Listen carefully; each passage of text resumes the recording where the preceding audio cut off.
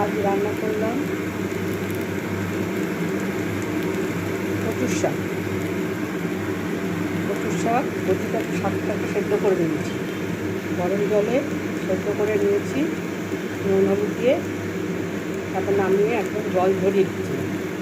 এবার ইলিশ মাছের মাথা কী করবো, এই হচ্ছে ইলিশ মাছ মাথা, এটা দেবো।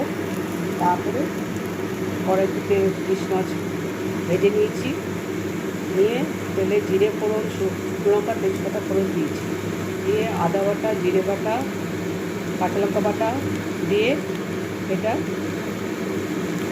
দিয়েছি, দিয়ে নাড়িয়ে যখন একটু সুন্দর গন্ধ বেরিয়েছে তখন কচু শাকটা দিয়ে দিয়েছি। এই কচু শাকটা দিয়ে এই নাড়াচ্ছি। পরে এটাকে ইলিশ মাছের মাথা দিয়ে দিই, দেখতে খেতে খুব ভালো হয়। আর ঘি দিয়েছি, ঘিয়ের মধ্যে কচু শাকটা দিয়েছি, এর মধ্যে মশলা দিয়েছি, শুকনো লঙ্কা, তেজপাতা। তারপরে এই হচ্ছে কচুর শাকটা করছি। এবার ইলিশ মাছের মাথাও দিয়েছি, মাথা দিয়ে এবার কচুর শাকটা ঢেকে দিলাম। এইভাবে কচু শাকটা ইলিশ মাছের মাথা দিয়ে সম্পূর্ণ করে আমি নামিয়ে দেবো।